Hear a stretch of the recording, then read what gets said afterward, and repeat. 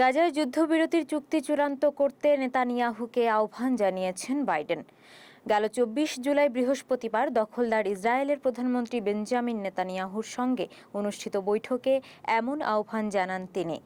মার্কিন প্রেসিডেন্ট দপ্তরের পক্ষ থেকে জানা গেছে, গাজায় যুদ্ধবিরতির চুক্তি চূড়ান্ত করতে প্রেসিডেন্ট জো বাইডেনের পার্থক্যগুলো দূর করার প্রয়োজনীয়তার কথা, যত দ্রুত সম্ভব চুক্তি চূড়ান্ত করার কথা, জিম্মিদের মুক্তি এবং যুদ্ধ বন্ধের কথা বলেন। এছাড়া তাদের মধ্যে গাজায় মানবিক পরিস্থিতি এবং ত্রাণ পৌঁছানোর ব্যাপারেও কথা বলেন তিনি। প্রেসিডেন্ট বাইডেনের সঙ্গে বৈঠকের পর ভাইস প্রেসিডেন্ট কমলা হ্যারিসের সঙ্গে দেখা করলে কমলাও নেতানিয়াহুকে যুদ্ধ বন্ধ করার আহ্বান জানান। এছাড়া তিনি প্রকাশ্যে ঘোষণা দেন, ১০ মাস ধরে চলা এই নির্মম হত্যাকাণ্ড ও মানবিক বিপর্যয়ে চুপ করে থাকবেন না তিনি। নেতানিয়াহুর সঙ্গে বৈঠকে মিলিত হওয়ার আগে সাবেক মার্কিন প্রেসিডেন্ট ট্রাম্পও জানান, গাজায় যত দ্রুত বন্ধ হোক যুদ্ধ, তা তিনিও চান।